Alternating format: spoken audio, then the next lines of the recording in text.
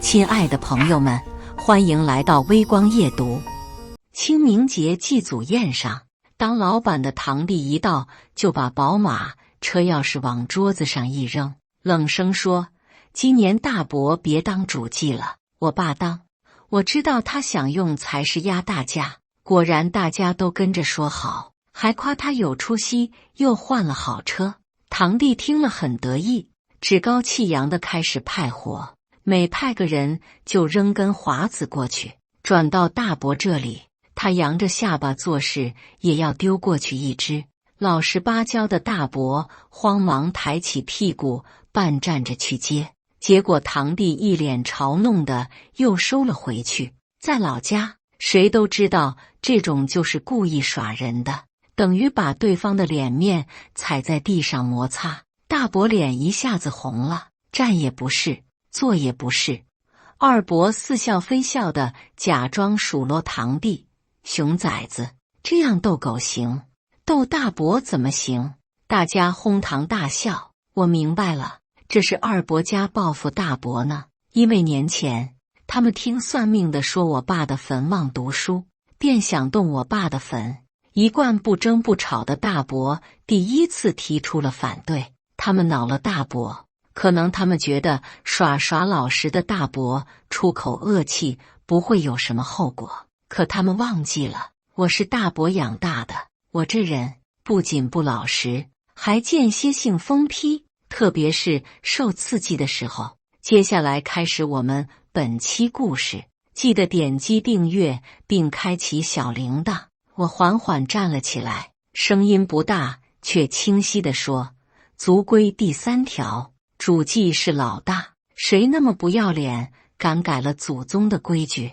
满桌陡然静下来，所有人的目光都盯着我。堂弟在村里颇有几分势力，从来没有人敢对他说个不字。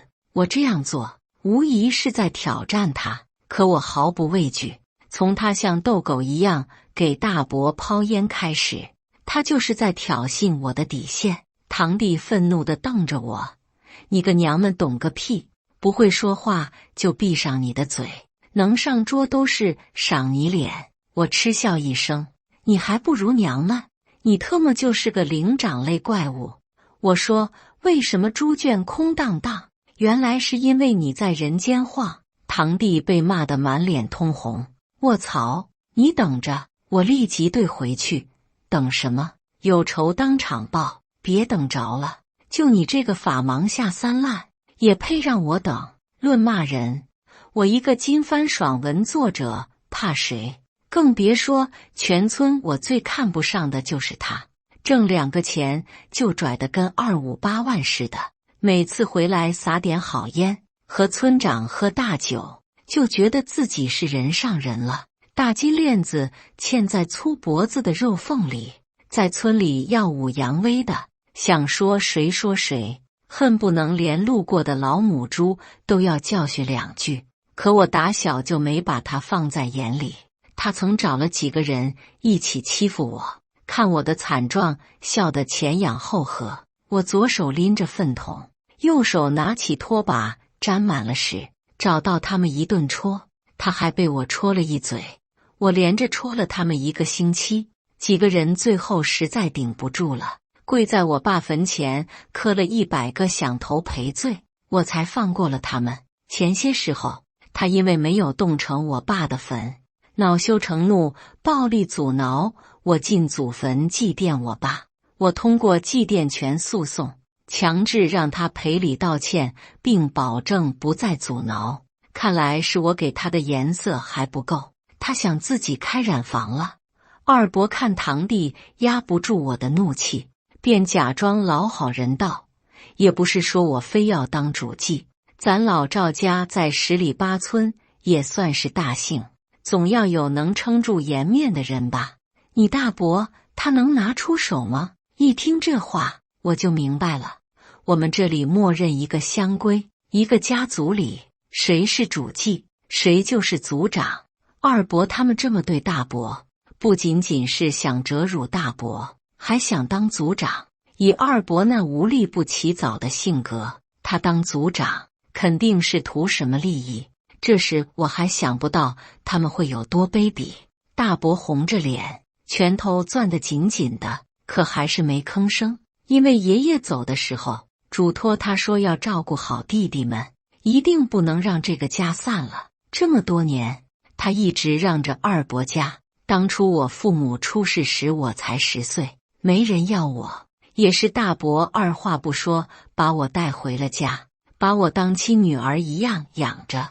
大伯一直想的是老父嘱托，讲的是兄弟情谊，可二伯他们哪有什么情谊？他们不仅不管我，还要说风凉话，说大伯养我一个女孩子，还供我读大学，就是个傻子，人模狗样的，还想动我爸的坟。我早就想收拾他们了，除了狠狠收拾一顿，他们是认不得本分2字的。我看着二伯得意的脸，慢悠悠问道：二伯说的那些理由，族规也没提。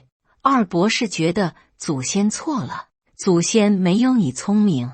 二伯不愧是老奸巨猾，知道我不怕他，可有我怕的人。他赶紧双手合十，凭空拜了几拜，转向大伯道：大哥，大林子实在有辱先祖，他这么搅和，我看这祭祖今年就个家祭个家的吧。大伯一听有点急了，他二伯大林子还是孩子，别跟他一般计较，咱祖先都一样，该一起祭还得一起祭。呸，凭什么不跟他计较？谁不知道他就听你的？不会是你故意让他乱废，现在又装老好人吧？堂弟冲着大伯那边啐了一口，正吐在大伯的脚面上。本来为了满足大伯的愿望，我想忍一下的，这下我可忍不住了。我蹭一下站起来，想把茶泼过去，被大伯死死按住。大林子，这茶泼过去，这一家子祭祖就祭不成了。我又气又憋，浑身发抖。大伯真是戴在我脑袋上的紧箍咒，他在这里，我战斗力完全发挥不了。正好同学在这里当村官，我灵机一动，还是调虎离山吧。我发信息让同学找个借口，把大伯支了出去。大伯一走，我浑身就像打了鸡血。满桌子的人看大伯一走，也像打了鸡血，说起损大伯的话来，那是肆无忌惮，一个比一个难听。咱说话的现实，大伯太窝囊，连带着咱们也抬不起头来。就是怪就怪大伯没像二伯家一样有个好儿子。大伯家的堂哥在青海修路，几年没法回家了，这也是他们敢这么大胆欺负大伯的一个重要原因。那些人说的口沫横飞，堂弟一边给那些人又撒了一圈烟，一边得意地看着我：你一个臭丫头，能怎么地？还能反了天去？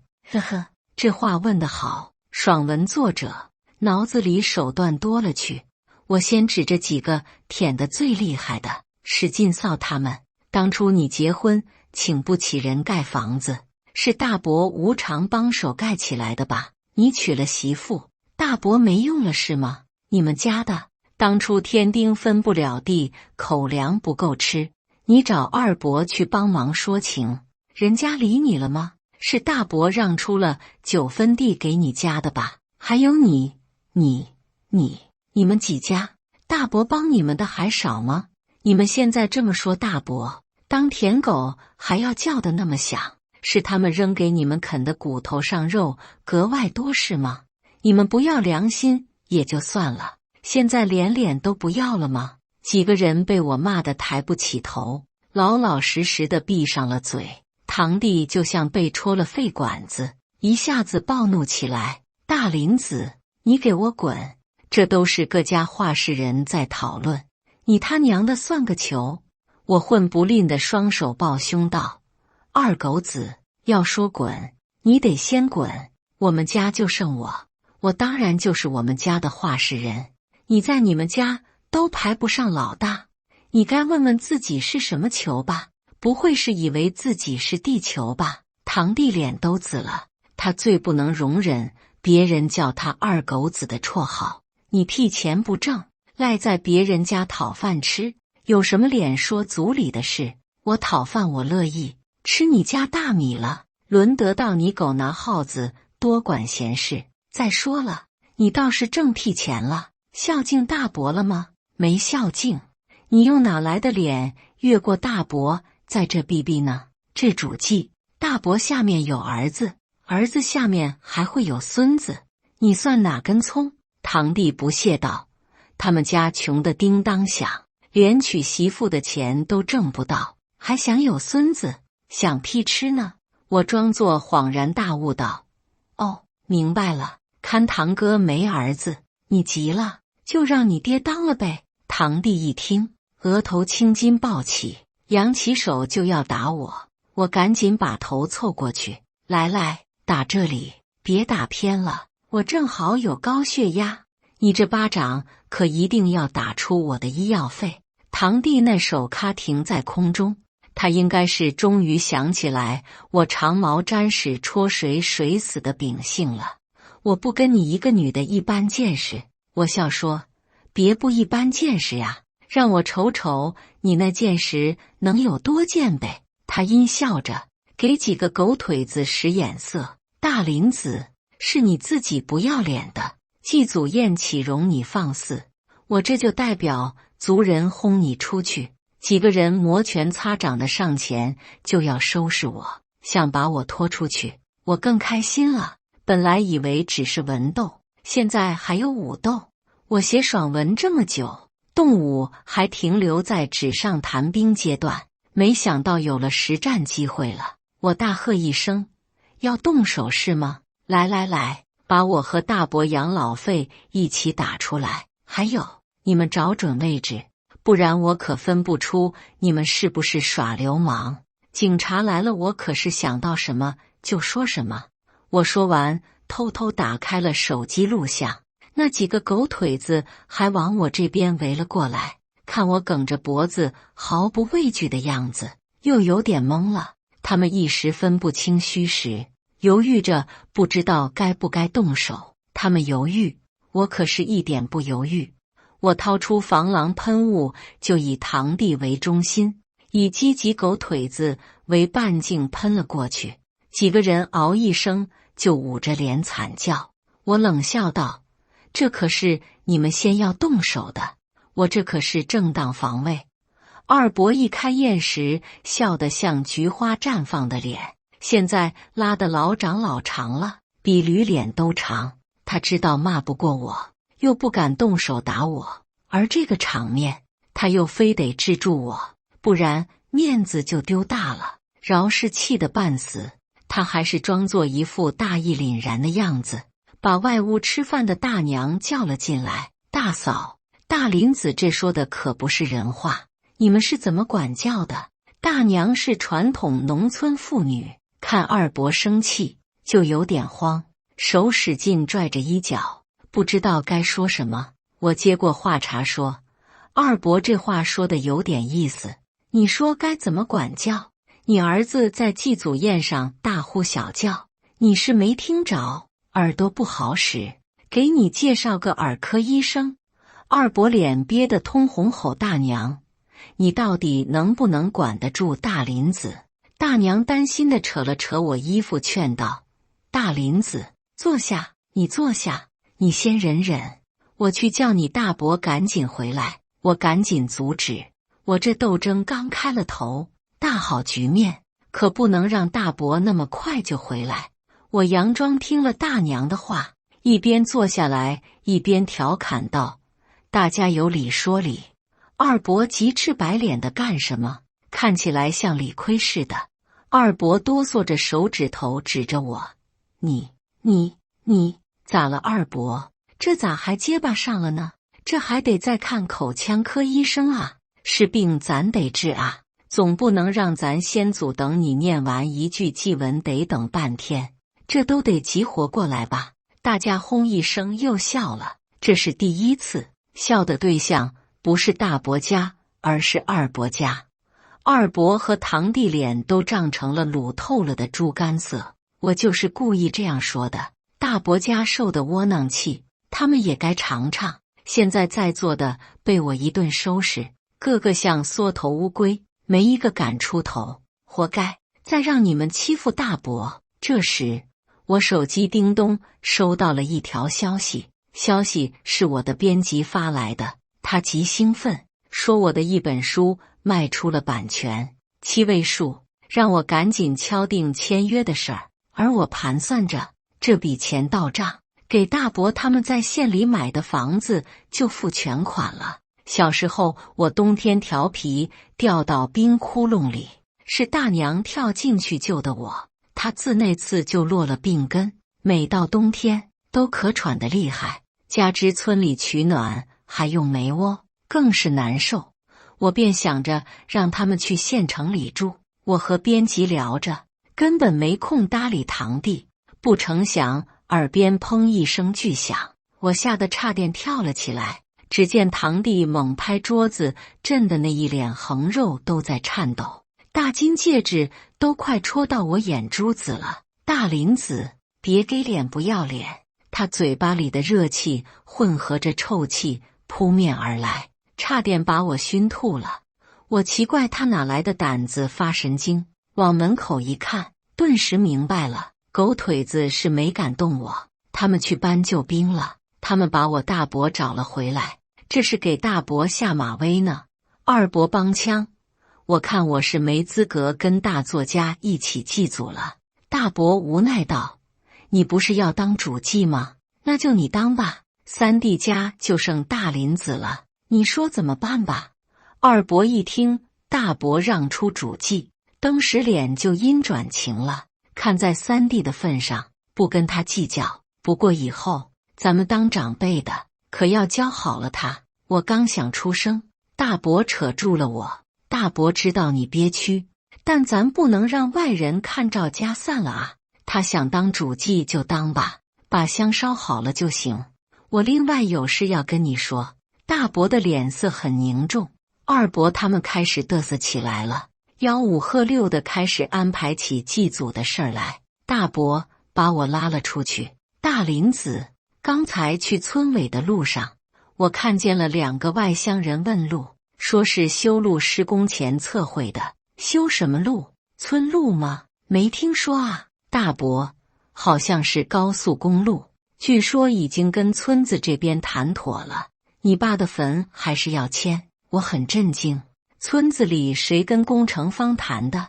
我们这边各种涉土地的建设，一般会由组长在组里商议好之后，代表组里签协议，工程方一般默认主祭就是组长。我脑子灵光一闪，二伯他们这么使劲争主祭，会不会是为了得组长这个位置，方便和工程方对接？这样一想，事情脉络就清楚了。大伯，这么大件事儿，大家都不知道，肯定有猫腻。我觉得二伯争主祭和这事儿脱不了干系。大伯叹了口气，我也感觉和你二伯他们有关系。我怕你二伯他们家行差踏错啊，可我阻止不了他们。大林子，你读书比较多，你想想办法。大伯，让我说，这个节骨眼上不能把主祭的位置让出去，不然可能会纵恶为患了。那不让他当主祭，他不参加祭祖怎么办？你爷爷一辈子就喜欢看一大家子在一起。放心，我有办法让他肯定会祭祖，你配合我就好。嘿嘿，爽文主角一大手段，那就是装神弄鬼、装疯卖傻。再没有比装祖宗附体发话更容易夺回主祭权了。我正好借机实践一下。和大伯同志回到祭祖宴上时，几个堂兄弟正凑过去摸那锃亮的车钥匙，七嘴八舌夸新买的宝马气派。堂弟嘴角挂着笑，环视众人，粗大的手指有节奏地敲着台面。看我们进来，他斜眼瞥了一下，声音就像电视剧里的老太监一样：“老大家的，大林子键盘戳烂了，能给你攒够棺材本吗？明摆着是嫁不出去，赖着让你养呢。”大伯小声反驳说：“大林子不差的，他文章写得好着哩。堂弟，是啊，咱可别小瞧了大林子，人家可是大作家呀，家里蹲作家，哈哈哈。不得不说，有的人真就是贱，明明刚被我对得像孙子，气得像王八，转眼功夫看大伯回来，他又觉得他行了。堂弟笑得前仰后合，我抬手把热茶劈头盖脸泼了过去。哈你爹哈！那茶水里的叶子从他头顶挂到他胖脖子上的金链子，要多可笑有多可笑。我冷冷地说：哈呀，你怎么不哈了？堂弟猛地站起来，像只暴怒的饿狼向我扑过来。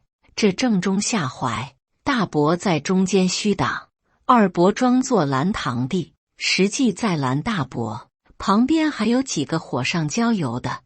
堂弟几乎毫无阻隔就冲到我跟前，恨不能立即把我撕个粉碎。可惜我不是他的猎物，我是猎人。他眼看要碰到我，我一下子就躺到地上翻白眼了。大伯着急道：哎呀，大林子天天码字，说是得了高血压，你们这是把他打坏了呀！哎呀，这可怎么办啊？这下子轮到堂弟和二伯吓一跳，我都没碰到他，他这是碰瓷，这可由不得他们说了。二伯赶紧喊村医，我猛地坐起来翻白眼，哪个瘪犊子敢改老子定的规矩？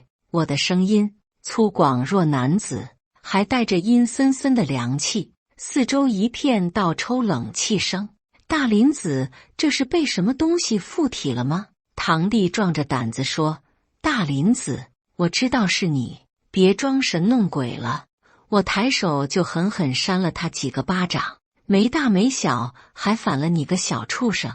不仅敢改族规，过几天还想动我们哥几个的老骨头，我先断了你的子孙代！说着，我就踹向他裆部。堂弟都傻了，准备动祖坟这件事儿，他没跟别人说过。我一说，他心虚的汗都出来了，正挨了我一脚，痛得弯腰站在那里，和大伯当初接烟时姿势挺像，站也不是，坐也不是，脸黑紫着，除了哀嚎根本说不出话来。围观的人也都心惊了，看大林子的样子，真是上身了吧？不然也不能这么大胆吧？难不成疯了吗？哎呀，祖先不能得罪啊，宁可错信，不能不信啊！几个人开始对我作揖，剩下的人也不敢吭声了。有人小声说：那主祭是不是不要改了？二伯不死心，大家别信他，怎么那么巧，祖宗就找上他了？他就是故意吓大家的。结！我突然笑了起来。老二和小寡妇在一起，乐得认不出祖宗了。二伯一下子住了嘴。二伯很谨慎，他都是后半夜溜出来找那个相好的，个把小时就溜回去了。他以为没人发现，可是我这人喜欢夜深人静的时候码字，所以我就看了个一清二楚。堂弟听了，眼睛都要瞪出来了。爹，你跟谁？没有谁，他胡咧咧的。二伯赶紧否认，堂弟在家里说一不二。二伯养老靠堂弟，若被堂弟知道背着他亲妈找外人，哪有他的好果子吃？我微声道：谁敢说我胡咧咧？这个月初二晚上，二伯赶紧冲我作揖：祖宗，你真是我祖宗，你别说了，再说他们就真信了，就是你要当主祭的，误会，都是误会，族规清清楚楚写在那里，谁敢违背啊？堂弟急了：爹，你不当主祭，那工程怎么办？他一急，阴谋脱口而出，有脑子清楚一点就追问：什么工程？和主祭什么关系？堂弟自知说漏嘴了，赶紧闭了嘴。我心里了然，不孝子孙！我怒吼着，又给了他2耳光，然后翻了一下白眼，抽搐了一下，又晕了过去。村医到了后使劲掐我人中，我受不了疼，就醒了过来。大家都在请大伯当主祭，二伯和堂弟耷拉着脑袋不吭声。我说：咦，他们两个不吭声是什么意思？是反对？二伯狐疑地看着我，我是不是真附体？他其实不关心，他关心的是他和寡妇的事儿，我究竟知道多少？可是我像没事人一样。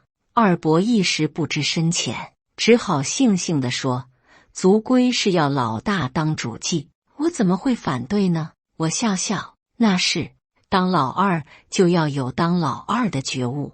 二伯和堂弟满腔怒火，强压着不敢发出来。堂弟突然阴笑着凑近我：你以为赢了？你爹的坟不平也得平。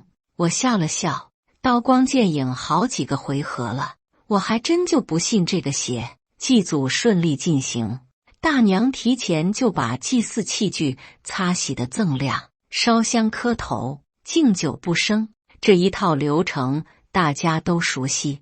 大伯看着一大家子人在一起祭拜，眼含热泪，如释重负。只有我知道，他们为了维系一大家子人在一起，是如何委曲求全的。祭祖仪式后，堂弟说有大事和大家商量，他说想为村子修路。大家一听，齐声夸好，毕竟村子里的路实在太烂了，遇到雨雪天根本无法下脚，更不用说大货车通行了。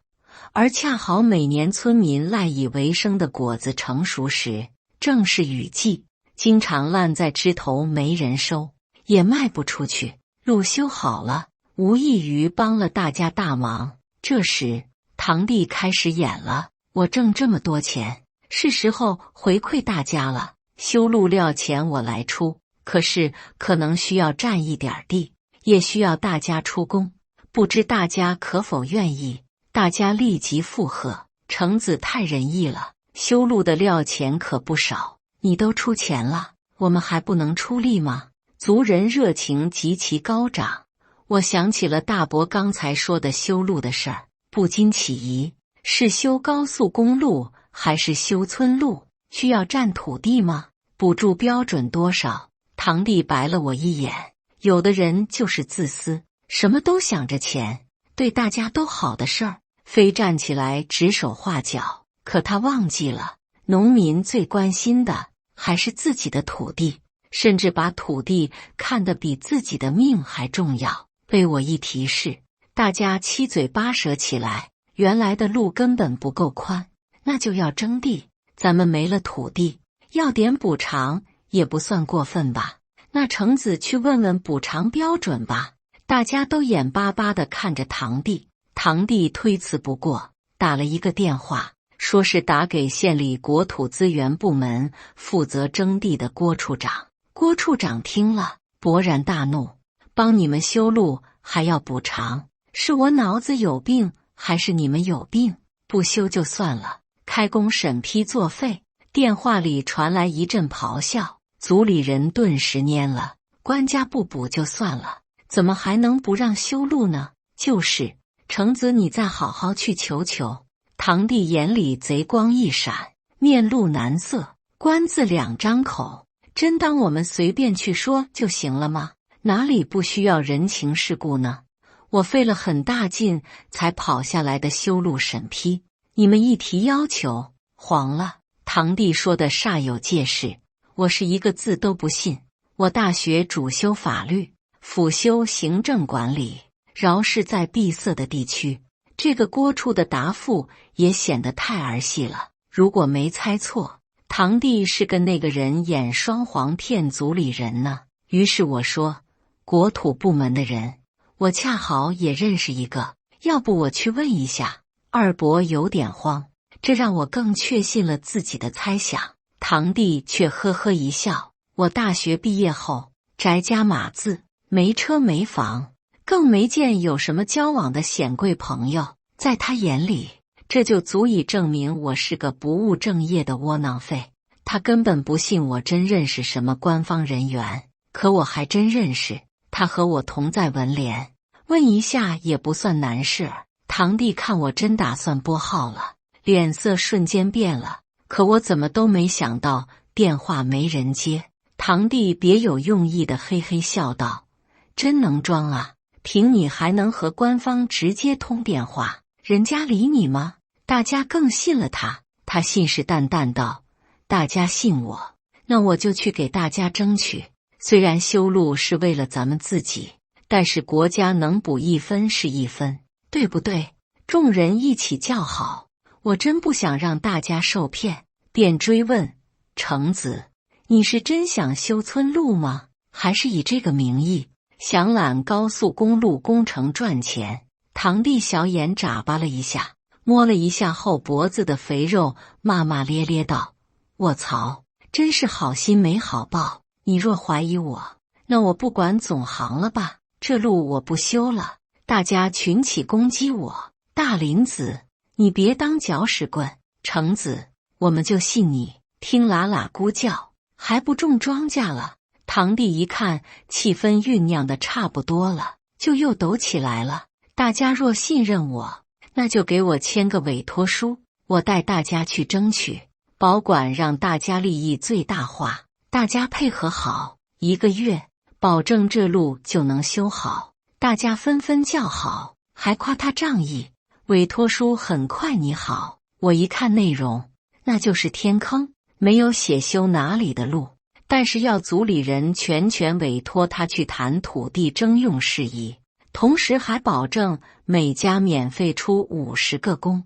大伯说，1个月，东子在青海修路，现在也是工地管理员了。听他说的，修路从勘探设计备料到施工，1个月应该完成不了吧？几个族人听了也有疑虑。堂弟道：“我那么大个公司在这里，出了岔子我赔给大家，可若是有人故意阻碍修路，那到时别怪我正义出手，断水断电都是小意思了。”堂弟以前就干过这种手段，这几个族人顿时也不敢挑头惹堂弟，只好乖乖也签了字。任大伯和我怎么劝也没人听。哎，堂弟这演技，不去干传销都屈才了。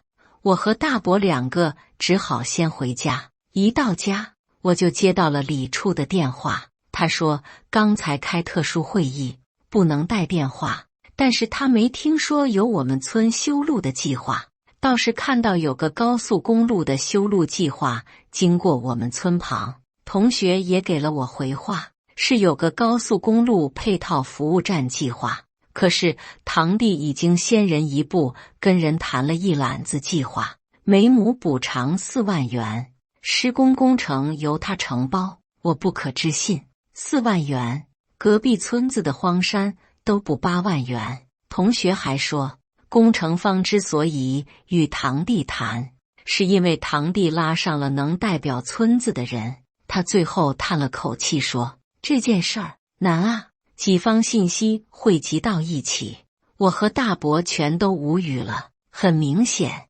堂弟是想把少付给村民的补偿款通过工程全落在他的腰包里。我们想过二伯他们贪利，但真没想过他们会这么卑鄙。这时堂弟那边也说有了结果，他说经过他努力，争取到了每亩地4万元的补偿。村民听到能修成路，还能拿到补偿款，个个都很高兴。现在他们都快把堂弟看成神了，还说我不安好心，说的不是人话，干的不是人事儿，这真是狗咬吕洞宾，不识好人心。这时大伯站了出来，如果有修村路计划，肯定是要经过村两委通过，咱们不如就问问村子那边的进展。大伯一说，就有人附和说也有道理。堂弟冷笑道，我算是知道了，你们这些人分不清好歹，那咱就问村子。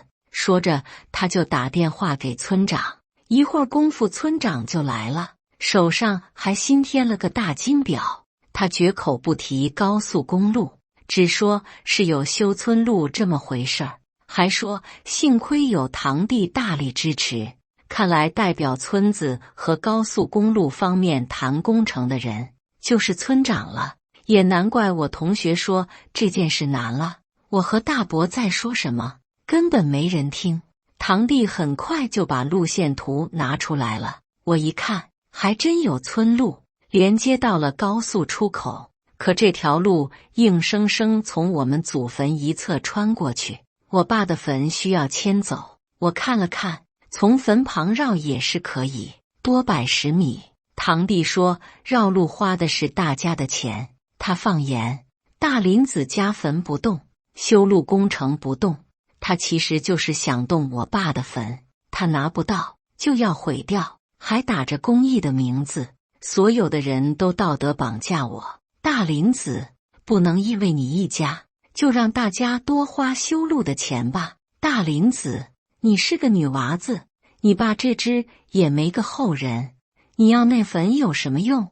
我一口老血哽住，在老家，这就是说你家是绝户的意思，不能更恶毒了。半夜，我的房间被人扔石头砸碎了窗子，还被人泼了黑狗血在大门上。不知怎地，我一下子想到了鲁迅笔下的夏禹，他想帮助别人，可别人觉得他才是傻子，还要杀他。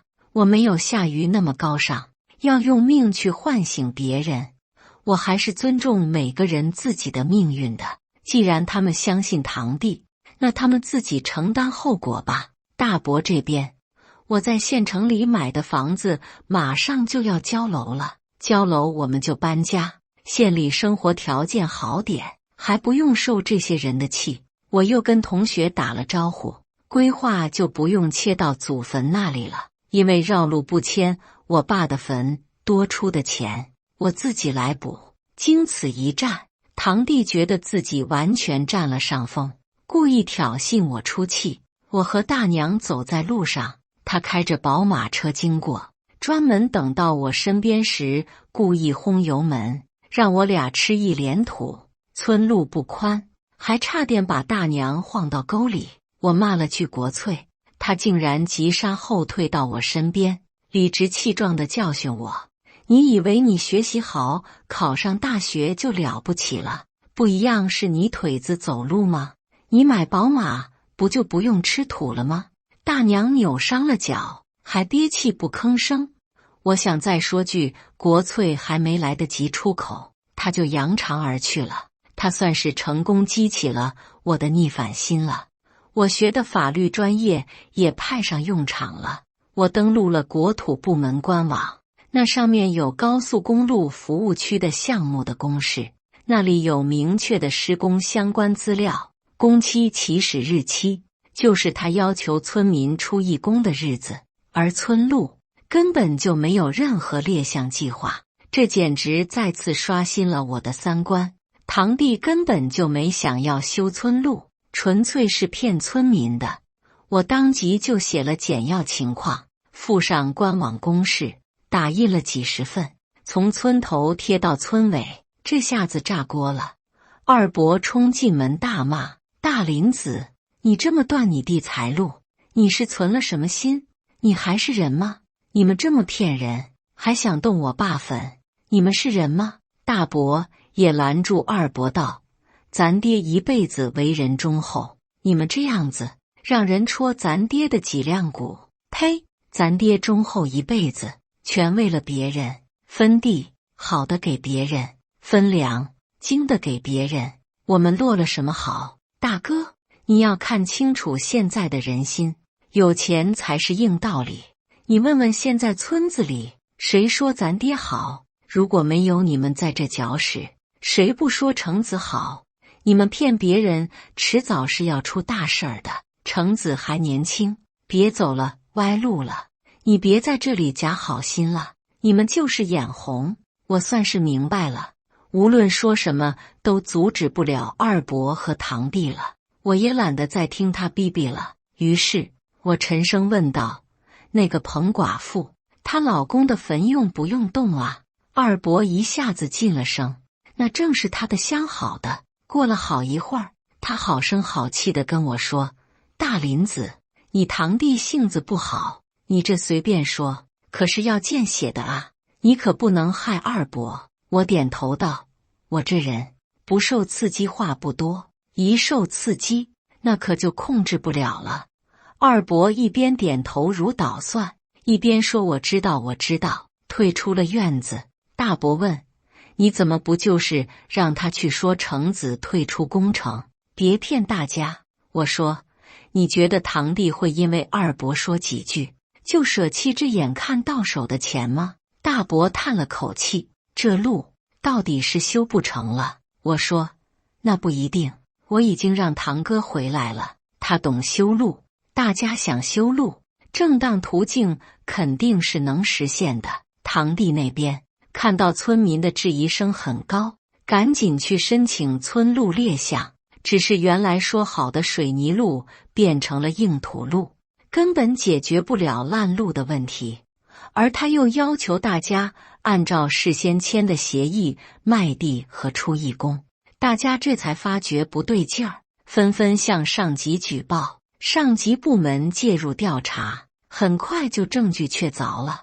堂弟几个手段齐用，一是行贿高速公路工程方，获取了承包工程；二是通过压低征地费用，提高工程造价，使自己获得更多利益；三是想通过让村民出义工，降低工程成本，进一步获益。这吃相就是办过许多案子的人都觉得看不下去了，一连串的好几个人都进去了。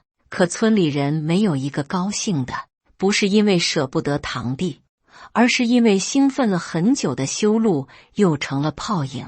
那些人看到我和大伯，都惭愧地夹起尾巴低着头，还有人偷偷找到我，承认当初往我窗户上扔石头，说愿意赔偿我的损失，可是于我都没什么意义了，我终究不会再扔回石头了。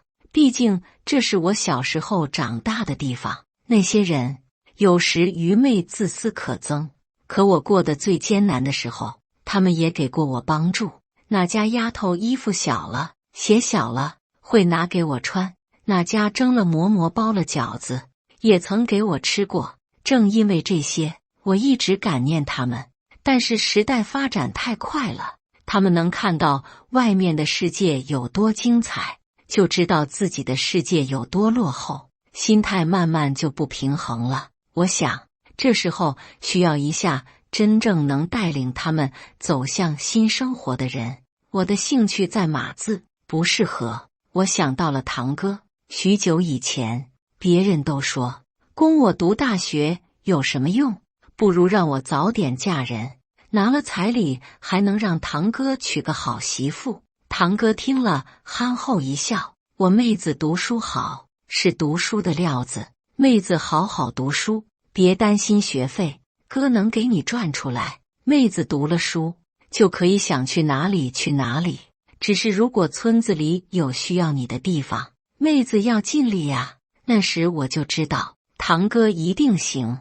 堂哥回来后就想带头修村子里的路，可是大家并不信任他。首先一个难题就是修路涉及占地，这是最容易引起纷争的。堂哥想出了一个方法，让大家按比例置换，那么实际每户被占用的土地是一样的。全村都佩服堂哥公正又有办法。我又把李处引荐给他，他修过路，见过了世面，又有了点资源，干起来得心应手。他先申请了国家村通公路的补助，差不多国家可以补一大半的钱。大家一听都很高兴，可转眼又愁了起来。3公里多的2车道水泥路，除去国家补贴，还需要60多万，这钱村子也很难筹到。堂哥号召大家出义工，又省了大部分的人工费，剩下30多万的缺口。他想到了高速公路工程，他用我们村子的支持，换取工程方提供了机械设备，又省了一笔费用。这时大家已经对堂哥心服口服了。最后村子还收到了一笔捐款，我的村路绕行了220米，我捐了22万元，足够修完路，还可以竖个路碑了。大家这才相信我真的是可以靠码字谋生的人了。他们见到我再也不笑我了，还教育自己的孩子还是要好好读书，看看人家大林子多有出息，可别当成子那种偷奸耍滑的人。堂哥跟高速公路方面谈的征用的土地，按照8万的标准进行了补偿，没有多要也没有少要。工程方说堂哥是个厚道人，农闲时可以带人去上工，村民们也都很开心，不仅拿到了补偿，又修好了路，还农忙农闲都可以挣钱了，没有人不说堂哥好的。不出意料，村委换届选举的时候，堂哥当选了村一把手，我给大伯和大娘在县城买的房子交楼了，堂哥要付我买房子的钱。我缓缓站了起来，声音不大，却清晰地说：族规第3条，主祭是老大，大我给爸妈买房子，怎么还要你出钱呢？堂哥挠了挠头道：那也是，你是亲妹子，那等你出嫁，哥给你备嫁妆。果子熟的时候，村路真就建好了，接到了乡道，连上了高速公路的出口。这是第一次，来我们村子收果子的车排成了长队，直接开到了村里。村子里从来没这么喜庆过。那天，大伯来到了爷爷的坟前，望着眼前新修的平坦宽阔的马路和压弯了枝头的果园，跟爷爷唠着家常。爹，我去看了二弟和橙子，他们都后悔了。二弟说，他以前总觉得我们家太老实才过得穷，现在才知道挣钱还是得老老实实才能踏踏实实。橙子说他从小就活在大林子的阴影下，总被别人笑他一个男孩子怎么也学不过他，他一时想不开就走错路了。他说他会改的，大林子说他改好了，就还是堂弟。爹，你放心，咱们一大家子都还没散啊。大伯一边说，一边恭敬地一遍遍地擦拭着静静伫立的石碑。感谢大家的观看，本期故事精彩吗？欢迎大家在下方评论区吐槽。如果你喜欢这类故事，记得点击订阅微光夜读，并分享给更多的人，这会对我帮助很大。再次感谢大家的观看。